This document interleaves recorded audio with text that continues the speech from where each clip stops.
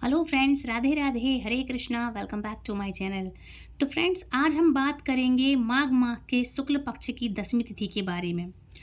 हर वर्ष माघ के शुक्ल पक्ष की दशमी के अगले दिन जया एकादशी मनाई जाती है।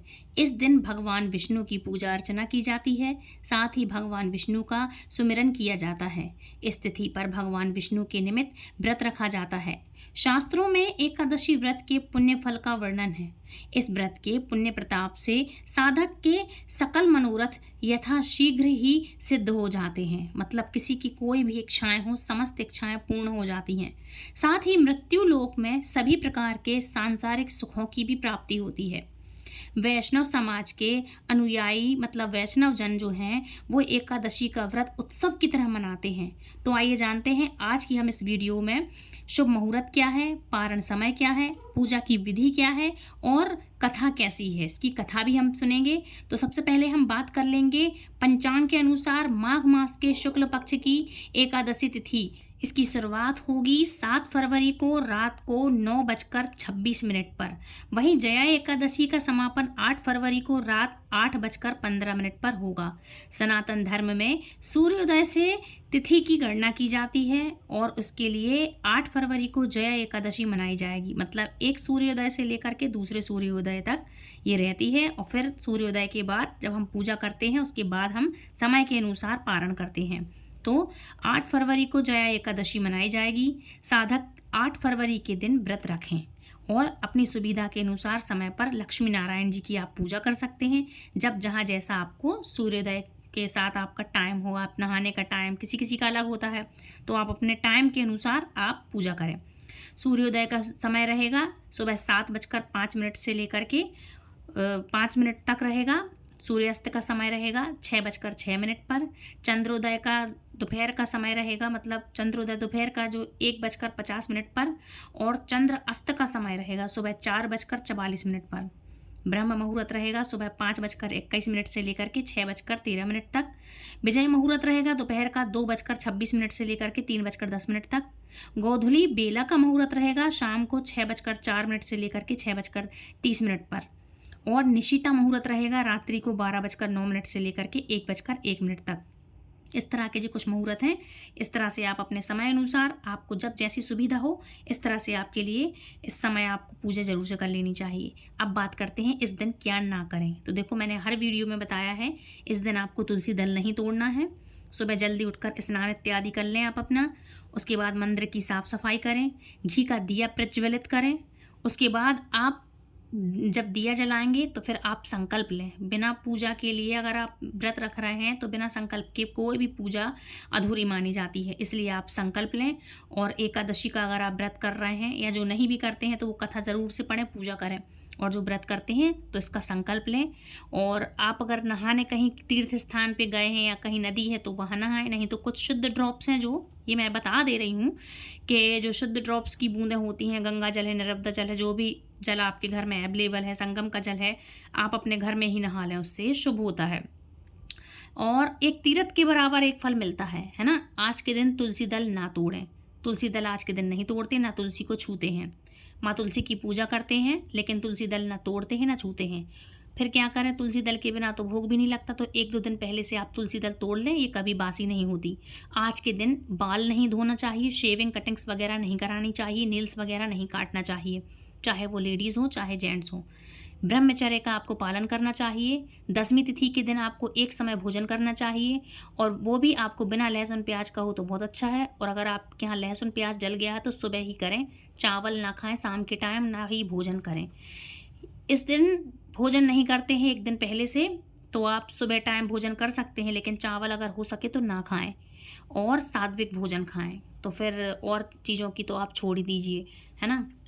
इसके बाद आप जब घर में साफ़ सफाई कर लें, भगवान की पूजा करने बैठें तो पीला वस्त्र बिछाएं। भगवान लक्ष्मी नारायण की मूर्ति का आप अभिषेक करें या सालिग्राम या लड्डू गोपाल जो भी हैं उनकी पूजा करें। पीले फल फूल वस्त्र इत्यादि आप चढ़ा सकते हैं। और पंचमी के दिन से ये जो मैं बता रही हूँ आपको, जो खास चीज़ है, जो बसंत पंचमी है, आज के दिन से बांके बिहारी में गुलाल उत्सव मनाया जाता है। तो आप गुलाल भी लगाएं अपने भगवान को, पंचामृत का भोग लगाएं, है ना। तो इस तरह से आप भगवान को भोग लगाएं, उनकी पूजा करें, अंत में उनकी आरती उतारें। जो भी गलती की भूल चूक की माफ़ी हो आप मांगें और अपना व्रत संपन्न करें। एक बात और बता दूं कि इस दिन आप व्रत में क्या खा सकते हैं। तो देखो, जया एकादशी व्रत में खाने पीने से लेकर के कुछ भी नियम नहीं बताए गए हैं जिनका पालन करना ज़रूरी नहीं है। अच्छा, इनका पूरा लाभ यदि आप थोड़ा सा चाहते हैं तो देखो कुछ नियमों का पालन कैसे करें। व्रत के दौरान शकरकंद, कद्दू के आटे से बनी रोटी खा सकते हैं, मतलब कुट्टू के आटे से बनी हुई, दूध, दही, फल भी खा सकते हैं, और भगवान विष्णु को पंचामृत का जो भोग लगाएंगे आप वो भी खा सकते हैं। जूस, फ्रूट्स वगैरह ले सकते हैं, लेकिन ध्यान रखना बाहर के कटे फ्रूट्स नहीं लें और बाहर का जूस ना पिएं। साबूदाना की खिचड़ी खा सकते हैं, है ना। राजगिरे के आटे की मिठाई वगैरह बनती है, पूड़ियाँ, पराठे जो भी बनते हैं आप ये सब खा सकते हैं, ठीक है। भगवान को सबसे पहले आप भोग लगाएंगे, उसके बाद खुद स्वयं प्रसाद के रूप में आप ग्रहण करें। और इस व्रत में बाहर की किसी भी बनी हुई मिठाइयों का आप प्रयोग ना करें, ना ही भगवान को बाहर की चीज़ लाएं और ना ही उनको भोग लगाएं, क्योंकि पता नहीं किस में क्या मिलावट रहती है ना। तो आप बाहर की ना खाएं, घर में ही कुछ भी बनाएं तो भोग लगाएं, खुद भी प्रसाद रूप में सबको वितरण भी करें और स्वयं भी खाएं। जया एकादशी व्रत में ये सब चीज़ें जो छोटी मोटी जो खाने पीने की चीज़ें, इनका बहुत ही ध्यान रखना पड़ता है, क्योंकि बहुत ही ये कुछ नियम होते हैं। यदि आपने नियम नहीं करे तो ये आपका व्रत बहुत जल्दी खंडित होगा, ठीक है। इस व्रत के करने से विष्णु जी और माता लक्ष्मी की जब आप पूजा करेंगे तो आपके घर में सुख समृद्धि आती है और सभी कार्यों में आपकी विजय होती है, यानी कि आपको सफलता प्राप्त होती है। इस व्रत में खान पान के नियमों का जो पालन है ये बस कर लेना, और जो चीज़ें मैंने बोली हैं वो करना, ब्रह्मचर्य का पालन करना, ठीक है। तो ये कुछ चीज़ें हैं जो मैंने आपको बताई हैं कि क्या करना है और क्या नहीं करना है। समय मैंने आपको बता दिया है। अब चलते हैं हम जया एकादशी की व्रत कथा के बारे में, ठीक है। तो ये ध्यान रखना आप, लेकिन कि जब भी आप एकादशी का व्रत करेंगे तो एकादशी व्रत में देखो कथा बहुत ही इंपॉर्टेंट होती है, तो आप खुद भी सुने, दूसरों को भी सुनाएं, है ना। और जब भी टाइम मिले आप तब भी सुन सकते हैं। एक बात और बता दूं, मेरी वीडियो का कोई टाइम फिक्स या निश्चित नहीं होता है, मेरी वीडियो कभी भी आ सकती है, इसलिए आप चैनल को सब्सक्राइब कर लेना। और कोई भी क्वेश्चन हो ना तो आप मुझे कमेंट बॉक्स में ज़रूर पूछ लेना। कोई भी आप पे चीज़ नहीं बन रही है या कोई जानकारी चाहिए या कुछ मैं भूल गई हूँ या कोई गलती त्रुटि हुई है तो आप मुझे कमेंट बॉक्स में कमेंट ज़रूर करना, ठीक है। तो सब्सक्राइब कर लेना चैनल, बेल आइकन को ऑल पे प्रेस कर लेना ताकि आने वाली हर एक वीडियो की नोटिफिकेशन सबसे पहले आप तक पहुँचे, क्योंकि सिर्फ एक मेरा ही एक ऐसा चैनल है जिस पे कोई समय निश्चित नहीं है कि वीडियो कब आ जाए, है ना। तो आप कभी भी नोटिफिकेशन खोल के देख सकते हैं कि वीडियो आ गया है। तो अब शुरू करेंगे जया एकादशी की व्रत कथा, ठीक है। तो सर्वसिद्धि प्रदायक माघ मास के शुक्ल पक्ष की इस एकादशी का नाम जया एकादशी है, जिसके व्रत में भगवान कृष्ण की केशव नाम से पूजा की जाती है। इस व्रत को करने वाले को भूत, प्रेत, पिशाच आदि निकृष्ट योनियों में जाने का भय नहीं रहता और अनेक जन्म के जो पाप हैं जो नष्ट हो करके इस लोक से परलोक में सभी सुख प्राप्त करते हैं, सभी पाप नष्ट हो जाते हैं और सभी लोग सुखपूर्वक परलोक में निवास करते हैं। एक व्रत की और ये बात बता दूं मैं कि इस व्रत को करने से ये जो सभी पाप नष्ट होते हैं, इस जन्म के हों या किसी भी जन्म के, वो सारे पाप नष्ट हो जाते हैं। अब शुरू करेंगे। धर्मराज युधिष्ठिर ने कहा, भगवान कृष्ण से धर्मराज युधिष्ठिर ने कहा, हे जनार्दन, आपने माघ मास के कृष्ण पक्ष की सट्टिला एकादशी का अत्यंत सुंदर वर्णन किया। अब आप कृपा करके माघ मास के शुक्ल पक्ष की एकादशी का क्या नाम है ये बतलाने की कृपा करें। व्रत की विधि बताएं और उस दिन कौन से देवता की पूजन की जाती है ये भी बताएं विस्तार पूर्वक मुझसे कहिए। श्री कृष्ण भगवान बोले, हे पांडुपुत्र, इस एकादशी का नाम जया है। इसका व्रत करने से मनुष्य ब्रह्म हत्या आदि पापों से छूटकर स्वर्ग को प्राप्त करता है, पिशाच आदि योनियों से भी मुक्ति मिल जाती है। अतः सभी को यह व्रत विधि पूर्वक करना चाहिए। अब मैं तुमको पद्म पुराण की एक कथा सुनाता हूँ। देवराज इंद्र स्वर्ग में राज्य करते थे और अन्य सभी देवगण सुखपूर्वक स्वर्ग में रहते थे। एक समय इंद्र अपने नंदन वन में अप्सराओं के साथ क्रीड़ा कर रहे थे और गंधर्व गान कर रहे थे। उन गंधर्वों में प्रसिद्ध पुष्पदंत तथा उसकी कन्या पुष्पावती और चित्रसेन तथा उसकी स्त्री मलिन भी थे। मलिन का पुत्र पुष्पबान और उसका पुत्र माल्यवान भी उपस्थित थे उस समय पुष्पवती माल्यवान को देखकर मोहित हो गई और काम बाणों से चलायमान होने लगी। उसने रूप, सौंदर्य, हाव भाव आदि द्वारा माल्यवान को वश में कर लिया। पुष्पवती की सुंदरता को देखकर माल्यवान भी उस पर मोहित हो गया। ये दोनों कामदेव के वश में हो गए थे, परंतु इंद्र के बुलाने पर नृत्य और गायन के लिए आना ही उनको पड़ा। उन्होंने अप्सराओं के साथ गाना शुरू किया, परंतु कामदेव के प्रभाव से उनका मन न लगा और अशुद्ध गायन करने लगे। उनकी भाव की गतिविधियों को देख करके, जिनको हम बोलते हैं भाव भंगिमाओं को देख करके इंद्र उनके इन चीज़ों को समझ गए। इंद्र ने इनके प्रेम को समझ लिया और इसमें अपना अपमान समझकर इन दोनों को इंद्रदेव ने श्राप दे दिया कि तुम मृत्यु लोक में जाकर पिशाच का रूप धारण करो और अपने कर्मों का फल भोगो।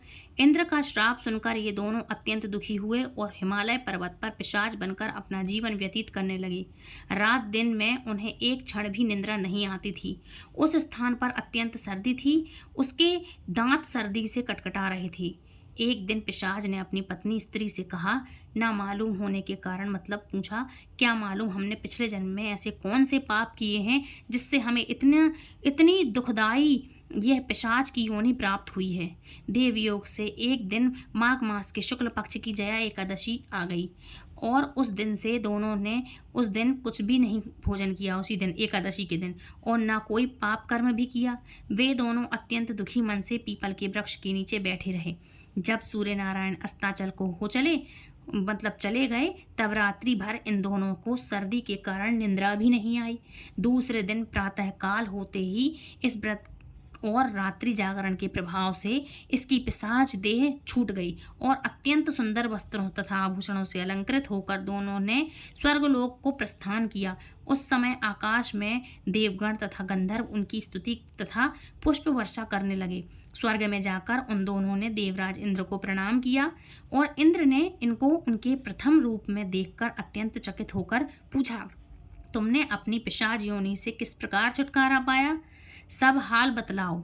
यह सुनकर माल्यवान बोले, हे देवेंद्र, भगवान विष्णु की कृपा और जया एकादशी के व्रत के प्रभाव से हमारी पिशाच देह छूटी है। तब इंद्र बोले, हे माल्यवान, भगवान की कृपा और एकादशी के व्रत करने से न केवल तुम्हारी पिशाच योनि छूट गई है, अपितु हम लोगों के भी वंदनीय हो गए हो तुम। भगवान विष्णु और शिव के भक्त हम लोगों के लिए भी वंदनीय हैं, अतः आप धन्य हैं। अब आप पुष्पावती के साथ जाकर विहार करो। और श्री कृष्ण ने अंत में कहा, हे राजा युधिष्ठिर, इस जया एकादशी के व्रत से बुरी योनि छूट जाती है और जिस मनुष्य ने इस एकादशी का व्रत किया है उसने मानो यज्ञ, जप, दान आदि सभी पुण्य कार्य कर लिए। जो मनुष्य जया एकादशी का व्रत करते हैं वे अवश्य ही 1000 वर्ष तक स्वर्ग में निवास करते हैं। तो ये जया एकादशी की इस तरह की कथा है कि इस कथा को सुनने से, करने से इंसानों की जो पुरानी जो देह है, जो पिशाच योनि में है, जो पाप कर्म किए हैं, वो सारे नष्ट हो जाते हैं। तो फ्रेंड्स, ये थी आज की कथा। आई होप आज की कथा आपको पसंद आई होगी। यदि कोई भी क्वेश्चन है या आपको कुछ समझ में नहीं आया तो प्लीज़ मुझे कमेंट ज़रूर करिएगा। जो आपको समझ में ना आया आप कमेंट ज़रूर से करें, तो मैं आपको रिप्लाई ज़रूर से करूँगी, बाद में रिप्लाई ज़रूर से किया करूँगी। प्लीज़ मुझे कमेंट करके बताना। तो फ्रेंड्स, ये आज की वीडियो है। यदि आप हमारे चैनल पर नए जुड़े हैं तो आप हमारे चैनल को सब्सक्राइब कर लें, क्योंकि हमारे चैनल पे धार्मिक हर तरह की आपको जानकारी मिलेगी। धार्मिक जो 30 त्योहारों की जो जानकारी है, हर तरह की जानकारी आपको मिलेगी। तो friends, please like, share and comment and subscribe और शेयर ज़रूर करें अपने हिंदू धर्म में अपने हिंदू भाई बहनों को। और फ्रेंड्स, यदि आप हमारे चैनल पर आपको कोई भी कथा है, जो भी आप सुन रहे हैं, आपको पसंद आया है, कथा कहानी है, तो आप हमें यदि दक्षिणा देना चाहते हैं भेंट स्वरूप, तो हमारे लिए आप नीचे सुपर थैंक्स का बटन अवेलेबल है। आप अपने मन मुताबिक हमें दक्षिणा प्रदान कर सकते हैं। तो फ्रेंड्स, मिलती हूँ नेक्स्ट वीडियो में। तब तक के लिए Radhe Radhe, Hare Krishna, happy Jaya Ekadashi once again. Hare Krishna, Hari बोल।